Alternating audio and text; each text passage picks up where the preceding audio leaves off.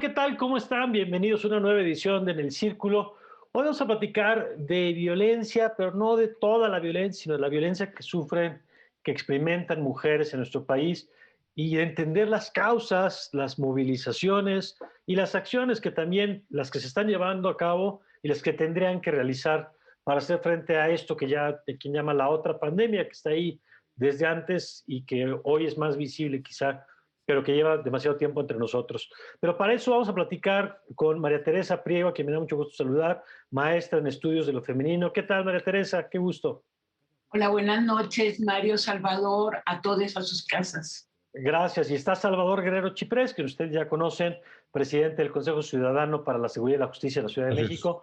Salvador, qué gusto tenerte por acá. No, mucho gusto, María Teresa. Mario, estoy a sus órdenes, claro. Gracias. Bueno, yo quisiera empezar, María Teresa, porque hemos visto el tema de las movilizaciones de las mujeres, hemos visto que es, yo creo que es el movimiento global más importante que hay en este momento en el planeta. No veo otro que tenga los alcances, la organización, la visibilidad, pero también tiene esta potencia porque atiende a un problema de violencia que está ahí, que no es nuevo, que eso es quizá la parte más crítica, que no es nuevo como el virus, que se podemos decir que no teníamos la pandemia, no, esto ya lo teníamos desde antes.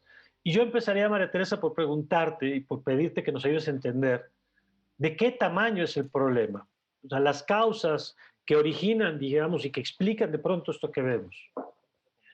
Yo primero que nada te agradezco que hayas comenzado en el momento de la presentación del programa refiriéndote a la forma específica de violencia contra las mujeres, porque creo que ese es un reconocimiento básico para comenzar la transformación y que es algo muy difícil que suceda, ¿no? Es que hay mucha violencia, sí, pero la manera en que los acosadores, los violadores, los feminicidas escriben el cuerpo de las mujeres es completamente distinto a todas las otras escrituras de la violencia y tiene que ser combatida de una manera específica.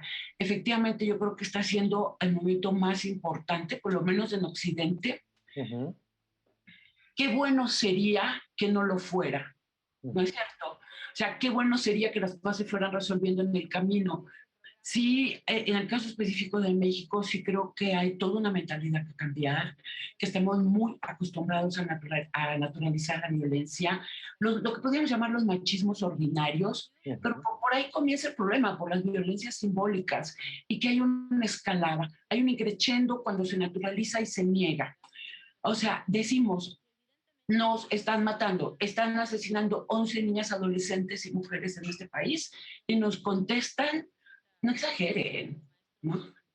Entonces, creo que lo que está pasando ahorita con este movimiento en México es que seguimos hablando del tema de al lado y no de lo que están sufriendo las mujeres, y por eso las jóvenes están tan indignadas, ofendidas y dolidas. De acuerdo. A ver, y yo quisiera, Salvador, empezando con este diagnóstico.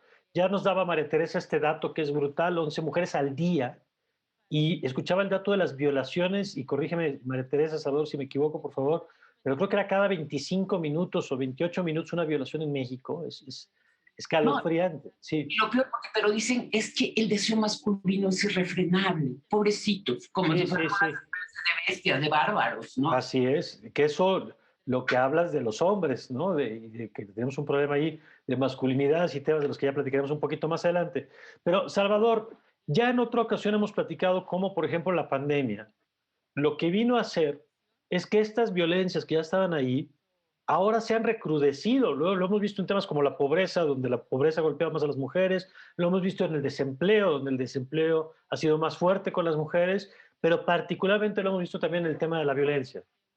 Bueno, en primer lugar hay que decir que en el caso del Consejo Ciudadano tenemos datos que provienen de las 23,000 llamadas que recibimos al mes, que nos permiten desagregar y agregar por temas y ciertas condiciones y edades. ¿Y qué notamos? De entre febrero y mayo hubo una cuadruplicación de los reportes vinculados a violencia familiar, que es fundamentalmente violencia de género, porque las víctimas son mucho más claramente que otro dato, son mujeres. Es decir, cada una de las personas violentadas en un domicilio, el 80 al 90% son mujeres. Entonces, violencia familiar casi es prácticamente violencia de género. Tuvimos esa cuadruplicación de los reportes. No quiere decir que haya aumentado 4 veces la violencia. La violencia ya estaba ahí. y se modifica la posibilidad de que la sociedad la registre y actúe respecto de ella y la politice, porque hay una mayor disposición política, simbólica, narrativa de entender la violencia de diferentes movimientos, de diferentes actores en un contexto nuevo, distinto, que sí es un cambio de régimen en México. Eso es, creo yo, innegable. Y en el sentido de cambio de régimen, pues un cambio de relación en el sistema político de lo que había hasta el 2018 y lo que hay ahora. Entonces, hay un conjunto de condiciones nuevas. También está el hecho de que el confinamiento, por supuesto, es una variable que está asociada negativamente con el tema de la violencia de género y familiar. Eso está estudiado en la Universidad de Bristol desde los años 80 y posteriores. Entonces, hay un conjunto de variables que hacen más visible la violencia. Sí hay también una disposición distinta en algunos gobiernos. Claramente, en la Ciudad de México es distinto de otras entidades. Y también hay datos distintos en los estados. Por ejemplo, 60% de los feminicidios, ¿dónde están? Baja California, Chihuahua, Estado de México, Jalisco, Guanajuato particularmente. Ahí está, en esas entidades, en 5 entidades, está 60% de los feminicidios. Hay lugares donde hay mucho menos feminicidios que en otros. De todas maneras, el problema sí es hemisférico, no solo es nacional. Y sí, efectivamente, como bien dice María Teresa, hay una despertar en la movilización en los feminismos en Occidente, no en otros lados. Y también hay en ciudades donde uno pensaría que hay menos machismo que en otros. Pues, por ejemplo, París. Entonces hay una movilización en París, entonces tú dirías, bueno, que en París no había mujeres más instruidas en la lógica desde las generaciones de Simone de Beauvoir u otras. Entonces sí hay un despertar, hay una capacidad de despertar. En Guanajuato, por ejemplo, no vemos muchas movilizaciones, que es donde hay más feminicidios. ¿Por qué en Guanajuato no hay? Entonces sí hay que problematizar, hay que plantearse de qué estamos hablando. Sí hay esa cuadruplicación de los reportes y una serie de eventos nuevos, datos nuevos de los que hay que hablar. A ver, y siguiendo con esa línea, María Teresa, yo quisiera conocer tu opinión, tu experiencia y tu formación en estos temas, de qué explica esta violencia, que además nada más reforzando la del confinamiento, quien ya vivía un entorno complicado en casa, ahora ponlo 24 horas, ¿no? Quien antes podía salir y establecer otro tipo de dinámicas sociales afuera de casa, pues se reduce el espacio. Y ya ni hablar de las cargas de trabajo que se han incrementado en el hogar, de las tensiones económicas que se han generado dentro de las casas, no como justificación, evidentemente, sino simplemente cambios en el entorno que también han cambiado dinámicas o agudizado problemáticas que ahí estaban. Pero tú decías, María Teresa, hace rato, este tema de los machismos. ¿Qué explica esta violencia que además trasciende de pronto? Es cierto que no es lo mismo en todos lados, pero que si es un problema generalizado, eso indudablemente lo es. Sí, bueno, en lo que decía Salvador de Guanajuato, qué interesante que es un estado muy conservador. Creo que desafiar a la sociedad para salir a una marcha, las mujeres a una marcha feminista con todo el desprestigio que eso traería, podría ser una de las razones. Curiosamente, quizá también sea una de las razones de que haya más violencia. Y luego creo que con lo que sucede en otros países, efectivamente en todos lados hay violencia y desde la noche de los tiempos. O sea, si nos vamos a la mitología griega, es un destripadero de mujeres, ¿no? Es decir, lo que pasa es que creo que hay proporciones y que lo que está pasando en México no es totalmente desproporcionado con respecto a lo que pasa en otros países. Y luego creo que yo ahora a la pandemia le estoy llamando la confinamiento, porque creo que el encierro fue parte de las maneras de reprimir y contener a las mujeres, mirar la vida como en el siglo XIX desde la ventana. Y hay una lógica, pienso en todo esto que es muy interesante. Yo no conocía los datos que nos da Salvador y se los agradezco. Y es, ¿qué pasa con los mandatos de las masculinidades? Voy a aclarar esto que siempre me da flojera. No todos los hombres, pero ya saben. Pero, oye, María Teresa, por aquello de los egos masculinos heridos, que ya están empezando a gritarle a la televisión, pero yo no soy así. Ahí está, amablemente, María Teresa, para los egos heridos, ahí está la nota, ¿no? Yo tengo mi lado feminista geisha. Bueno, es que estos mandatos de las masculinidades y te digo, no es lo mismo el machismo ordinario que la violencia misógina. Ahora, es un abanico, comienza acá, ¿no es cierto? O sea, si permitimos que acá vaya subiendo, pues vamos a llegar acá, de manera inevitable. Pero ¿cuáles son los mandatos de las masculinidades? Perdón. Sobre todo de las masculinidades depredadoras. La voluntad de dominio, el poder, las mediciones anatómicas de partes del cuerpo, que no voy a mencionar como una especie de símbolo de quién tiene más. O sea, los hombres están educados a competir ferozmente por mostrar que son más fuertes. ¿Qué pasa en el momento en el que el encierro, con el que las mujeres históricamente hemos lidiado bastante más, no le permite a ese hombre salir a probarse allá con los que sí reconoce como sus pares, los otros hombres poderosos, quién es? ¿Y qué pasa también cuando se comienzan a perder empleos? Es que el mandato de masculinidad es muy cruel con los hombres. Porque tienes que ser poderoso, porque tienes que ganar muy bien, porque tienes que mostrar que tú tienes acceso a los bienes. Y eso les trae cantidades de males a ustedes. Y sin vulnerabilidades, ¿no? Claro, y entonces, ¿qué pasa ante esa infinita impotencia? O sea, cuando hablamos del patriarcado, yo digo, bueno, sí, lo que pasa es que los patriarcas están en caída libre dentro de sus imaginarios machistas y misóginos, pero no porque nosotras queramos tirar al patriarcado, sino porque el patriarcado se está derrumbando en el momento mismo en que los hombres ya no pueden responder a las tremendas exigencias de esas virilidades poderosas y construidas de voluntad de dominio. Y eso se convierte en violencia.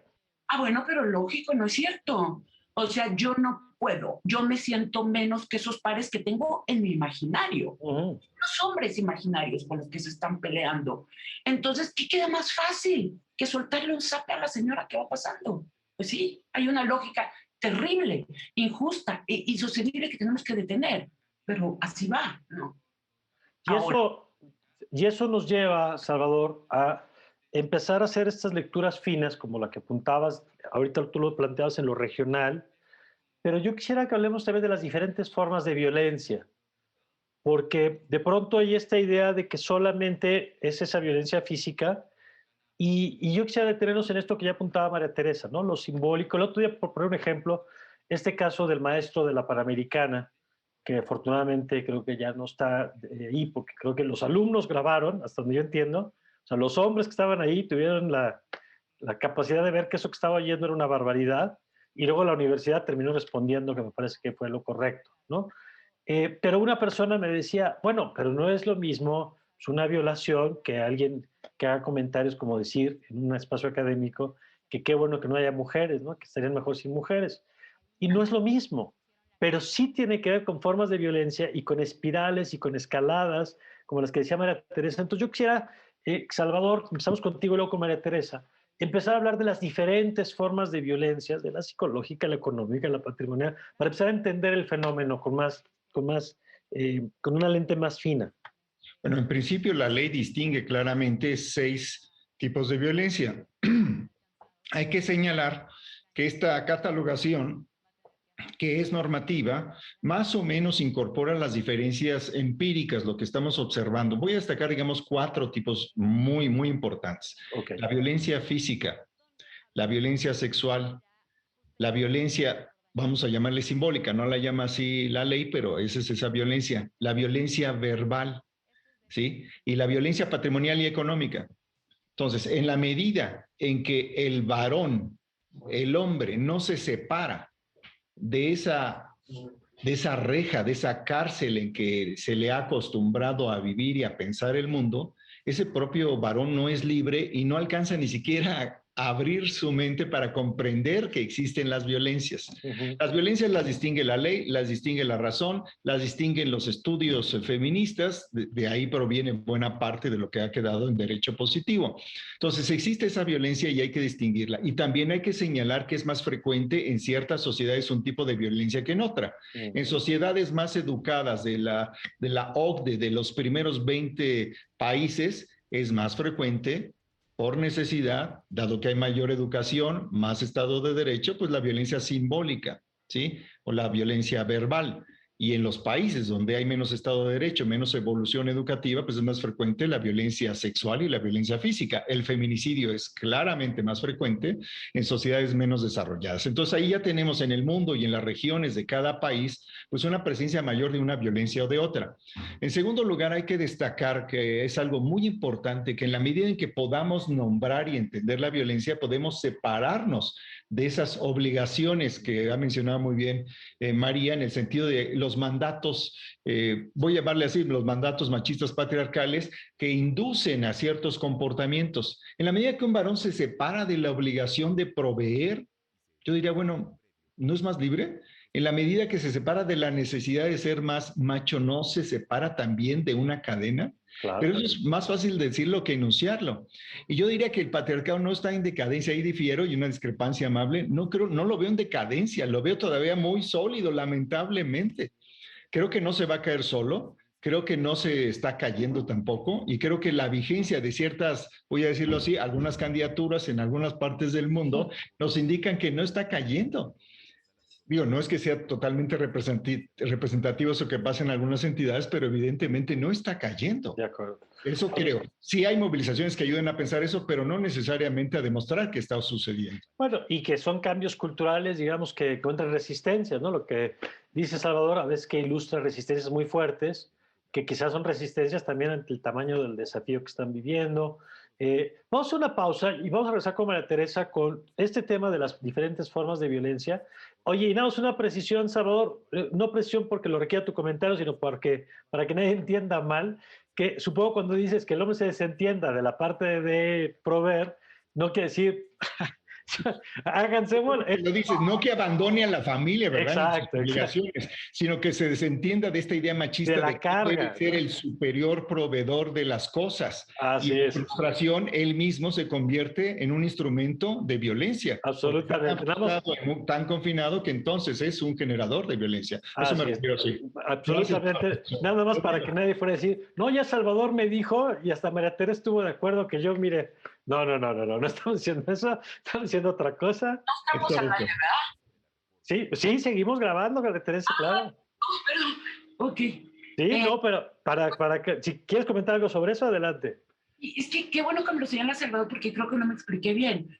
No, hay 11 feminicidios de niñas, adolescentes y mujeres al día.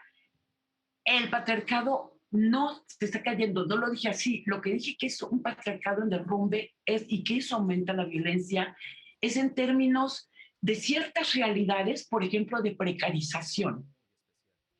Entonces, ¿en dónde se está derrumbando el patriarcado? En que ya es muy difícil sostener en muchísimas culturas y en muchísimos países este sueño del hombre poderoso. ¿Por qué? Porque lo que ha pasado con el capitalismo salvaje es que las sociedades se han precarizado. El hombre ya no puede responder en la mayoría de los casos a esas exigencias. Claro. Él trae dentro, que vienen de su familia, de la cultura, y en ese momento la rabia aumenta, porque la impotencia aumenta, porque tiene que probar lo que no tiene la Claro. Y esa disonancia entre la realidad y la expectativa es lo que está colocando esto. Vamos a una pausa, si te parece, María Teresa, regresamos contigo y con esto de las diferentes formas de violencia, que creo que vale la pena detenerse ahí, de cómo se eslabonan unas con otras, de cuál es el valor de lo simbólico y hasta el lenguaje, que tú has estado ya señalando indirectamente desde tu primera intervención. Platicamos de eso, si les parece, regresando del corte.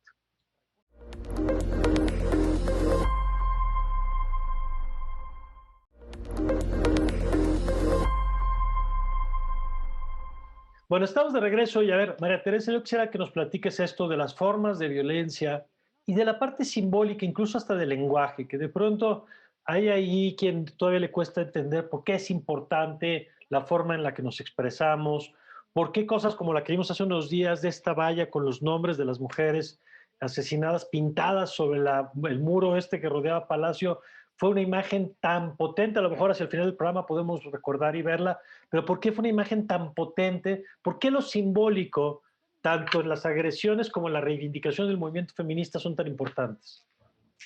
Bueno, a ver, un modo de control, no solo a las mujeres, a todos los grupos discriminados es el lenguaje, ¿no? Por eso los grupos han tenido que renombrarse, las minorías, porque ese es un modo muy brutal de la descalificación. Y también quiero decir, yo noto que hay muchas personas que se molestan y dicen, ahora hay que ser políticamente correcto como si fuera una moda. No, no, no, no es una moda, es un logro en términos de derechos, de derechos humanos, y es algo que es muy importante en términos políticos, y no es un asunto de moda, es un asunto de emociones. Si las trabajadoras sexuales dicen, a mí no me gusta, me duele, me hiere profundamente que me amen puta, porque yo me nombro trabajadora sexual, pues yo creo que sí hay que llamarlas. Y sí, creo que la transformación de lenguaje es una transformación muy importante. Les voy a poner un ejemplo de una canción, hablando de lenguajes, Sí. que yo una vez en el Zócalo la escuché coreada y yo no podía creer lo que estaba diciendo. Dice algo así como mátala. Claro, luego pone con una sobredosis de ternura. Entonces yo digo, en un país con este nivel de feminicidios, podemos las mujeres, esto es la violencia simbólica, el momento en el que las mujeres estamos coreando una canción donde habla de matarnos y estrangularnos, y te dicen, a mí me han dicho, no entiendes la metáfora. Y yo digo, creo que sí, no sé si la escuchara en Ginebra, pero curiosamente Ginebra no la cantaría, ¿no? Entonces yo para comparar pongo un ejemplo de algo que era igualmente brutal. ¿Usted se acuerda de una canción que decía Matarila al maricón? Sí. Se coreaba y las personas brincaban cantando Matarila al Ujú. maricón. Y tampoco era violencia simbólica, no sé si es. O sea, el problema del lenguaje es que estamos hechos de palabras. Ujú. Nacimos a este mundo para construirlo con palabras, entonces ¿cómo podemos decir que es menor?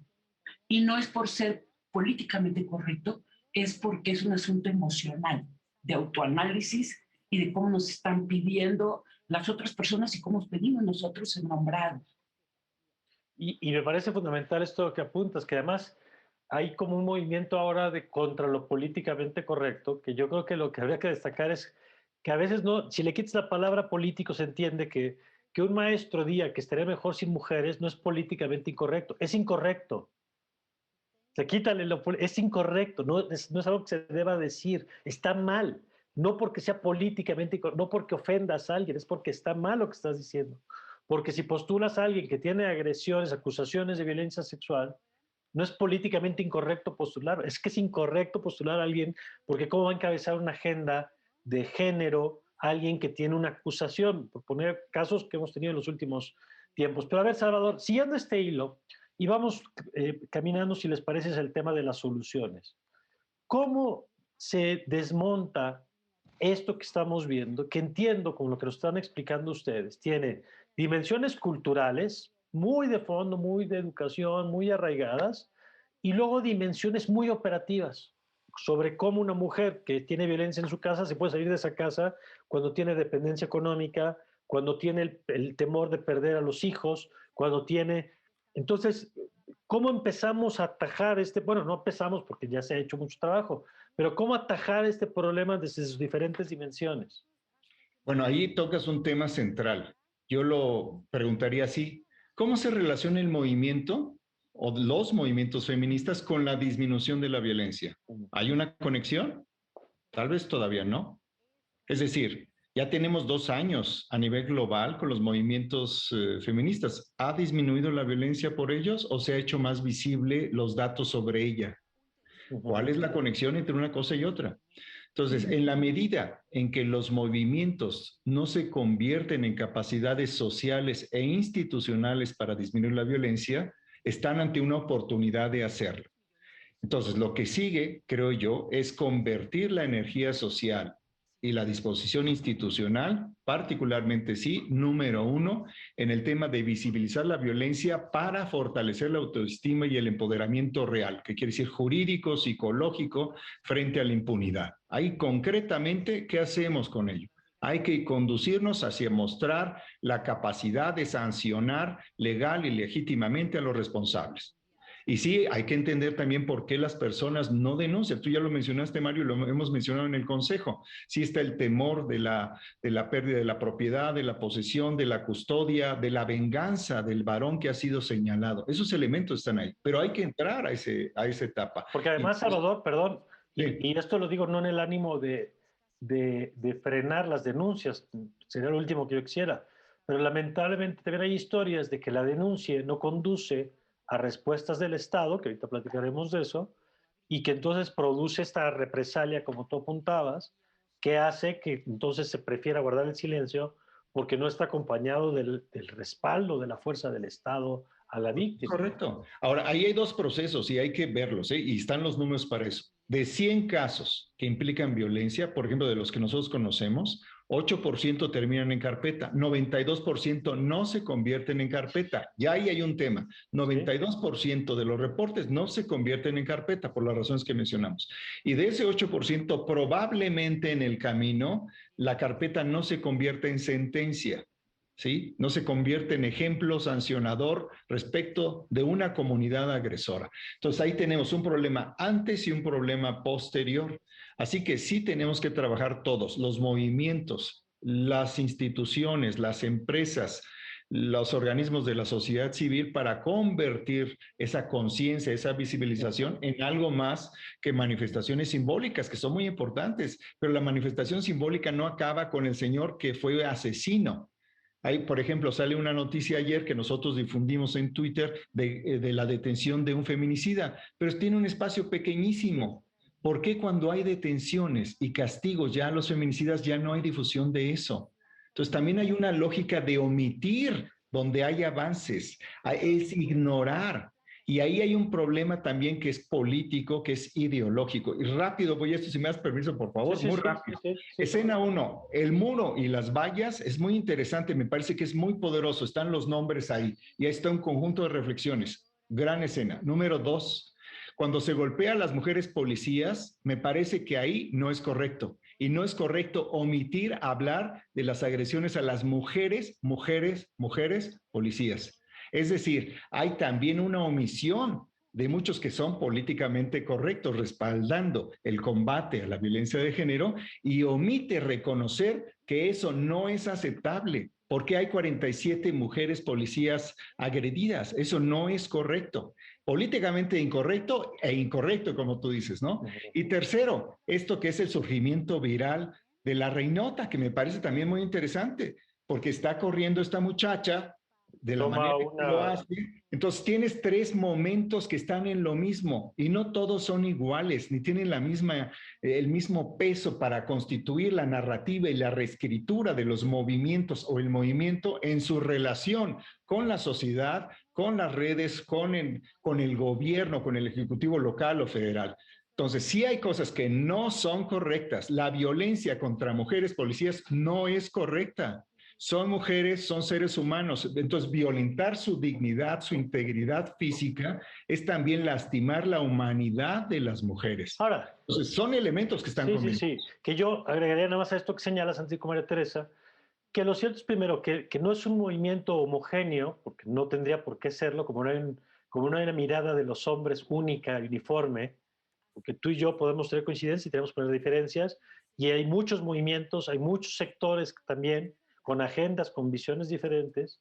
Y dos, que yo creo que el movimiento feminista, la gran aportación, entre muchas, es que visibilizar, problematizar, que los hombres empecemos a adquirir conciencia, pero que el movimiento no es el que elabora la política pública, ni es el responsable de la omisión de los hombres, que además generalmente somos los que, ante la denuncia, generamos resistencias como las de los egos que evidenciaba María Teresa, como, no, pero yo no soy así, no, pero no todos los hombres somos agresores, o llevarlo a casos aislados y no entender que son problemas estructurales.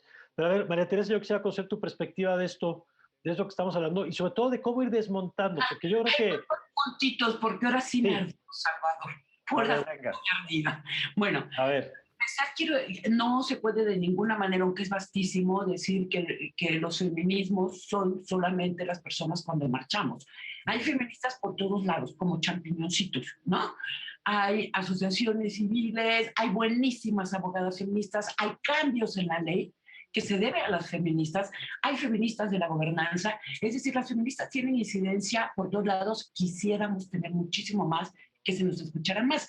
Pero bueno, para ir a lo más obvio, no estaríamos votando sin las sufragistas, ¿no? Entonces, las feministas piden en la transformación de las leyes y las políticas públicas.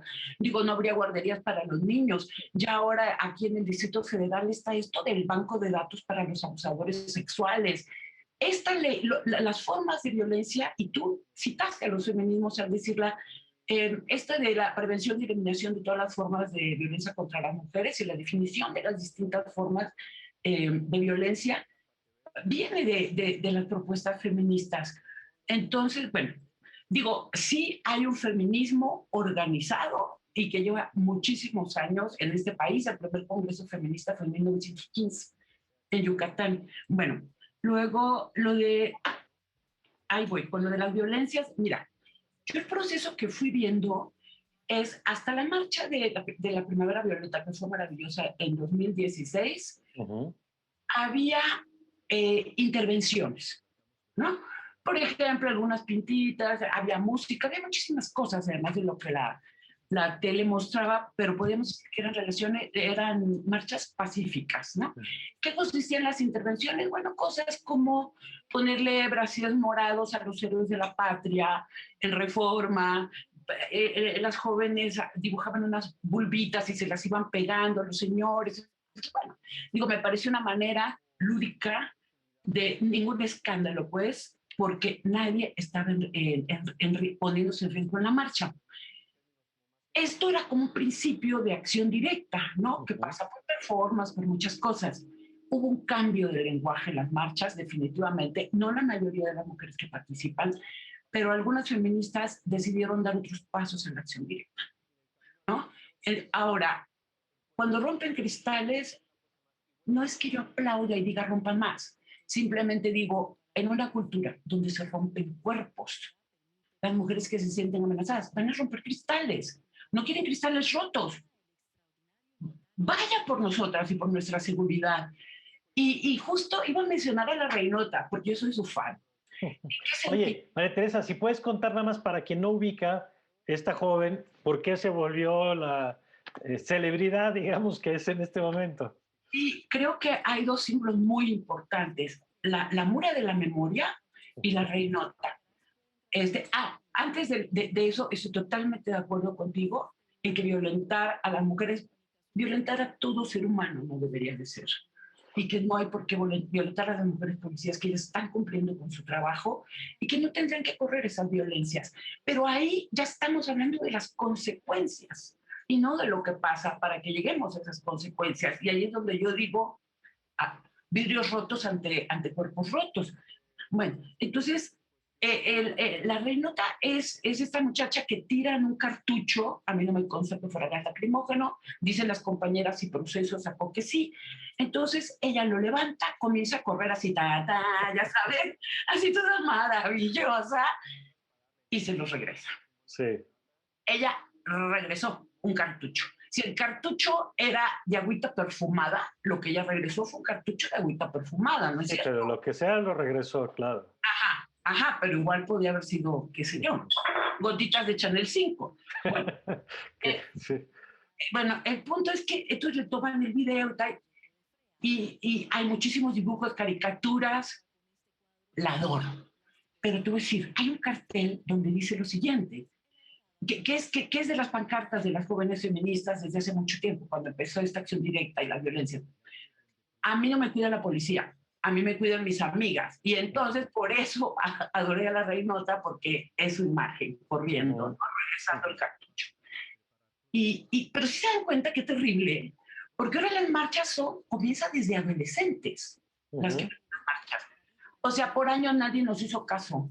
Éramos una bola de señoras pacíficas, ¿no? Ahí en las marchas siempre las mismas. Y de repente viene esta ola gigantesca de las mujeres jóvenes y su derecho a hablar. Y luego, quería decir una cosa que me importa. Hay una psicoanalista que dice una frase, que la violencia comienza donde se terminan las palabras. Si no escuchas el dolor del otro, lo estás dejando acorralado. De acuerdo.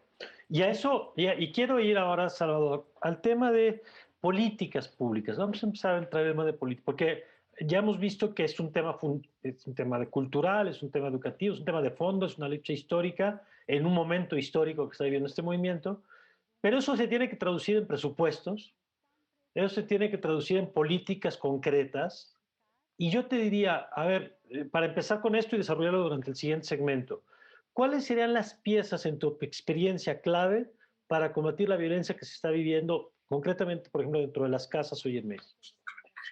Bueno, en principio sí tenemos que revisar la estructuración de los valores en los domicilios, en las residencias, en las casas, en los hogares. Si no se recupera la posibilidad de que se mantenga respeto y oportunidad en el hogar, ahí hay algo que está originalmente mal. Eso lo que ocurre en el espacio privado de inmediato, que también es lo público. Y en lo público, que también interviene el espacio privado, hay que revisar completamente el círculo de impartición de justicia. Si nosotros no promovemos la denuncia, si después de que tenemos la denuncia no prospera, no llega la sentencia, no pasa por el sistema penitenciario en los casos más graves, si estamos hablando del caso de feminicidio, de violación o de daños patrimoniales mezclados con otros delitos muy graves, si eso no se revisa y se consolida la posibilidad de que concluya el combate a la impunidad de manera satisfactoria, entonces tenemos un asunto. Entonces estas dos dimensiones hay que revisarlas. Sí hay esfuerzos distintos. En la Ciudad de México yo sí creo que hay una actitud completamente distinta. Nosotros estamos en una mesa de situación desde hace un año y ahí hemos visto cómo se han impuesto más de 30,000 medidas de protección para mujeres que ¿En qué consisten ese tipo de medidas? ¿Perdón? ¿En qué consisten ese tipo de medidas de protección? Bueno, desde la restricción de la cercanía del agresor, de que el agresor se salga de la casa gracias a la normativa nueva que posibilita que así sea, en contraste con las razones que generaban el temor de las mujeres. Si yo voy a denunciar, me va a sacar de mi casa. Entonces ya la normativa vigente en la capital nacional posibilita que la mujer se quede dentro de la casa y el agresor se vaya. Eso es algo completamente transformativo. Entonces, en la medida en que estas cosas están ocurriendo y el apoyo económico y la cadena de auxilio donde está la CEPAVIGES, los Centros de Justicia de la Mujer, la Secretaría de las Mujeres, la Fiscalía General de Justicia, la propia Secretaría de Seguridad Ciudadana que ha incrementado su posicionamiento sobre estos, el énfasis de género, el propio Consejo Ciudadano que ha ido acompañando. Aquí el Consejo, pues hay cúpulas empresariales, hay activistas, hay periodistas, hay feministas, dos de ellas, y qué bueno, pues radicales y que participan y está bien. Entonces, en la medida en que hubiera a nivel nacional una preocupación por transformar la política pública en un instrumento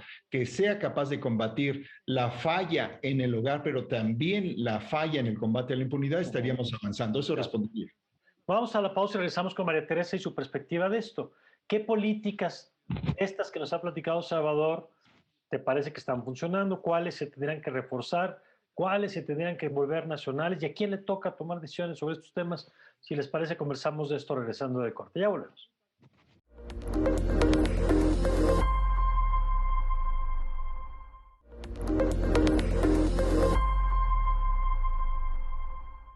Estamos de vuelta y a ver, María Teresa, yo quisiera que nos platiques de esto, de las políticas que en tu opinión se tienen que ir empujando para hacer frente y para ayudar a las mujeres que hoy son víctimas de la violencia.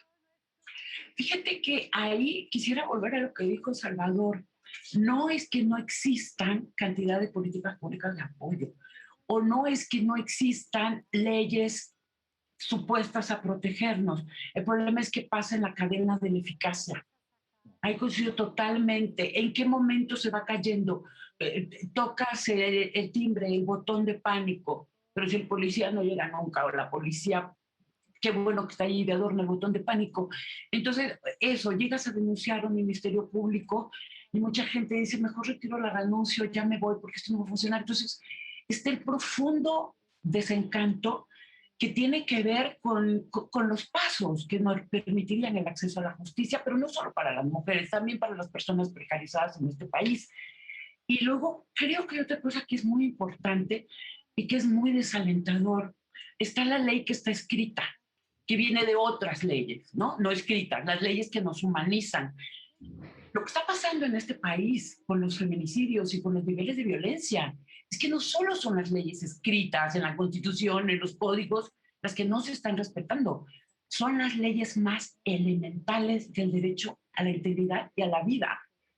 Y entonces, ¿cómo se puede sentir? Eso quiero insistir. Esas mujeres jóvenes, que son las que están en muchísimo más riesgo que todas las demás, cuando les están gritando, las leyes humanizantes no existen. Porque tú sales y puedes estar a expensas de cualquier tipo de bestialidad con navaja. Te van a marcar la piel con navaja.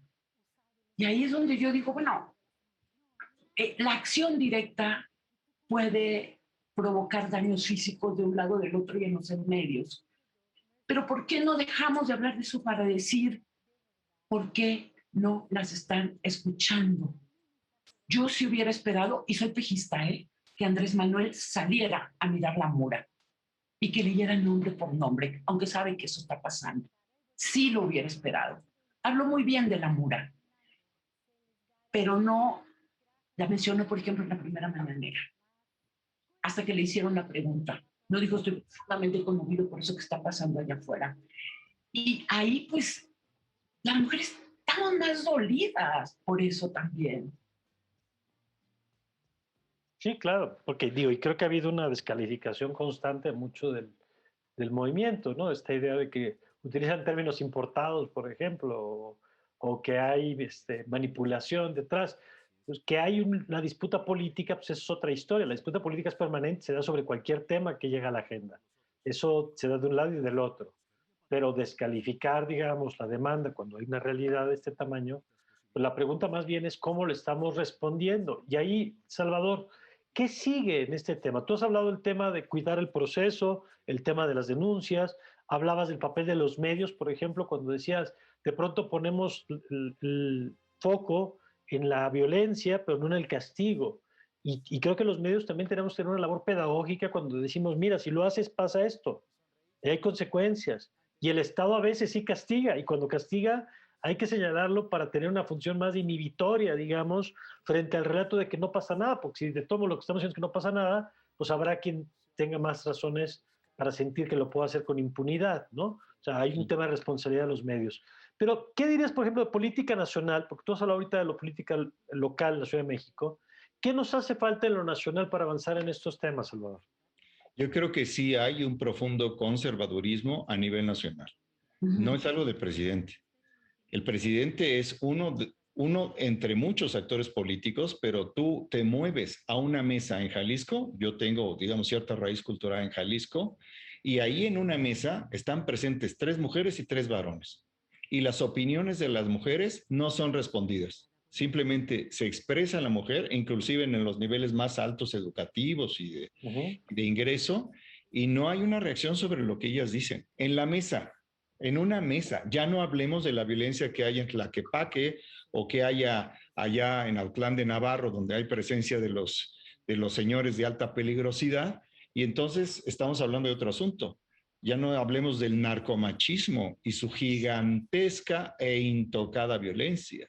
Entonces, sí tenemos que hablar distinto. Yo sí creo que los varones y los medios predominantemente varones, sí tenemos que entender que tenemos que estar en otro diálogo y también sí dialogar con los feminismos, que yo creo que son varios.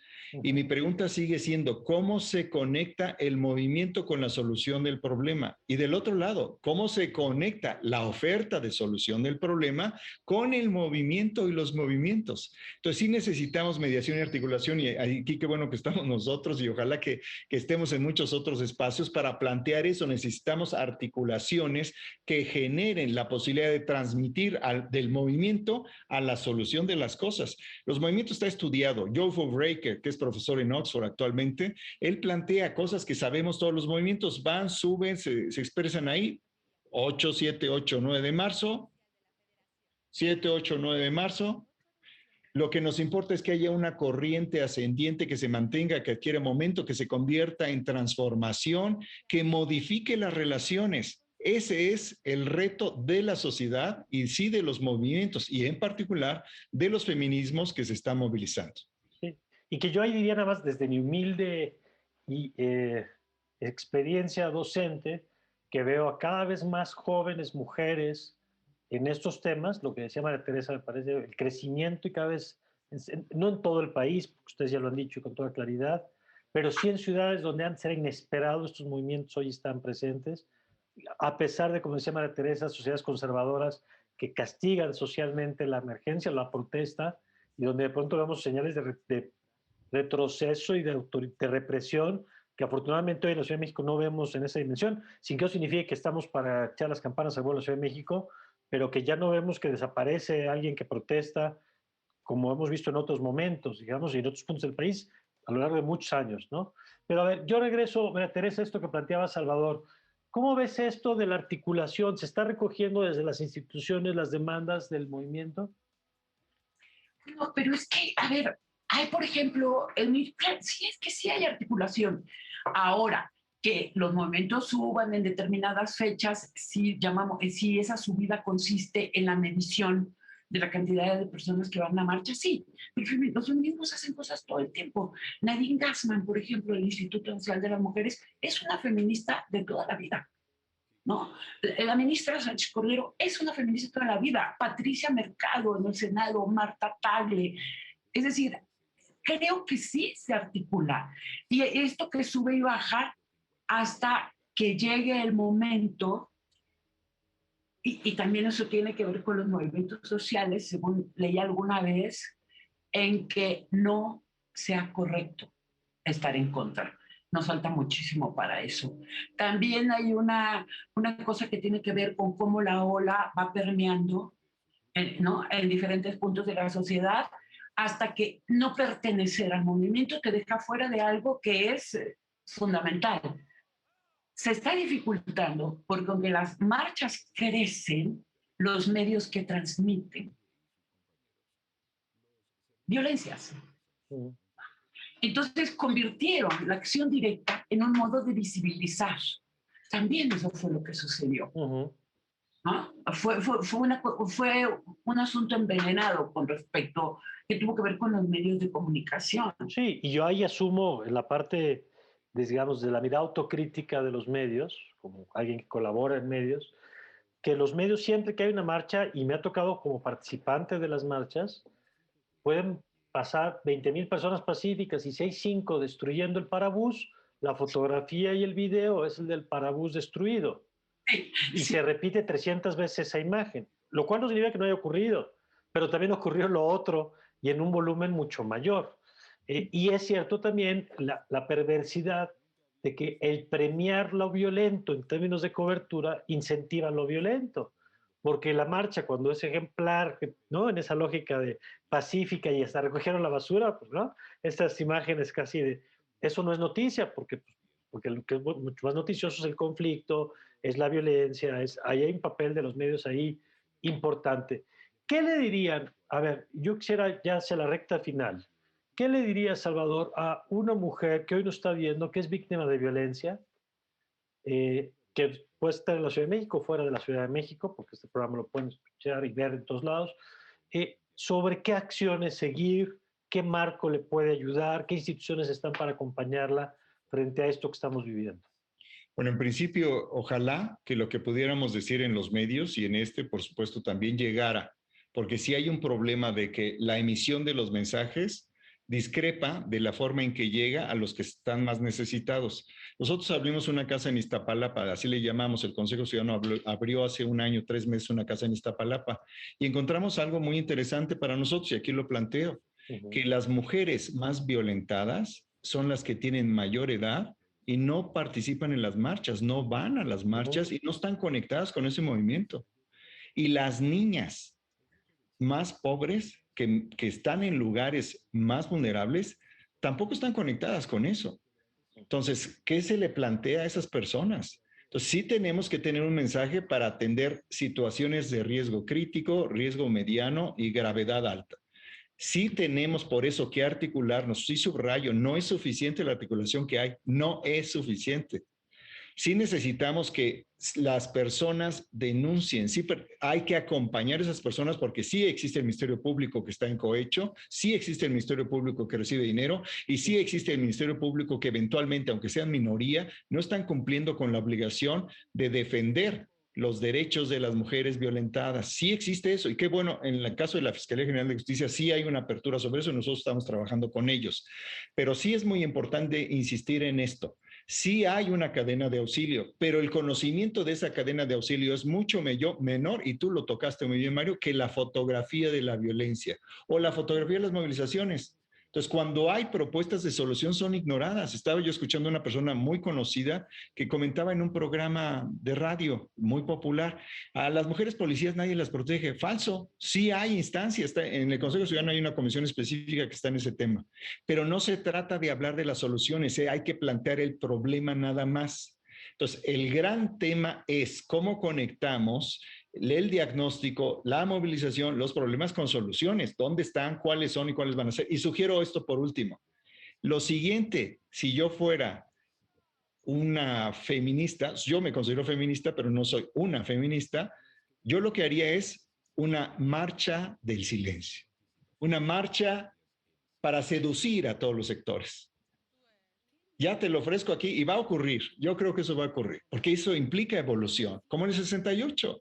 Entonces, para contrastar todas las imágenes, para seducir a todas las audiencias, una marcha ejemplar. Y nos vemos. Y te vas a dar cuenta que te comunicas de otra manera. Dale, Teresa. Mira, yo quitaría en este contexto la palabra seducir. No tengo nada contra la seducción, los logros eróticos me encantan, pero desde los feminismos no queremos seducir. La reinota es seductora. Ahí discrepo de María Teresa. La reinota es seductora y no tiene nada de malo que la reinota sea seductora. Gracias. La reinota no es seductora de femenina manera. Creo que las marchas, no de silencio, pero las marchas pacíficas, casi de silencio, había tamboritas por ahí, las hicieron años. Quienes no las hayan visto es porque no estuvieron allí, pero sucedían, ¿eh? Y nadie nos hacía caso. Y luego de pensar que puede haber una especie de homogeneidad en los feminismos en este momento, en ese tsunami en los que se han convertido con mujeres de todas las generaciones, además, para decir, chicas, ahora marchan calladas. ¿Pero quién lo va a decir, por favor? Eso se va a vivir como una forma de autoritarismo. Esta mujer, la reinota, arroja ese cartucho porque está contra toda forma de autoritarismo de poder, porque ya no puede con eso que trae en la piel. Y en ese sentido, María Teresa, ¿qué le dirías a estas mujeres que nos, digo, porque hoy hemos hablado para hombres y mujeres, creo que se han dicho cosas importantes aquí, pero ¿qué le dirías hoy a alguna mujer que es víctima de violencia en el contexto de lo que hemos estado platicando en el programa? Es que no comenzaría por decirle nada, Mario. A un ser humano que sufre, en este caso una niña adolescente mujer que sufre, yo lo que le diría es, ¿cómo estás? ¿Cómo te sientes? Háblame de ti. Vamos a tratar de buscar juntas la fuerza. Vamos a tratar de construir y de trabajar solidaridad. Yo eso lo hago en las terapias en las que trabajo con jóvenes feministas. No le diría, porque yo no estoy ahí para decir a otra persona.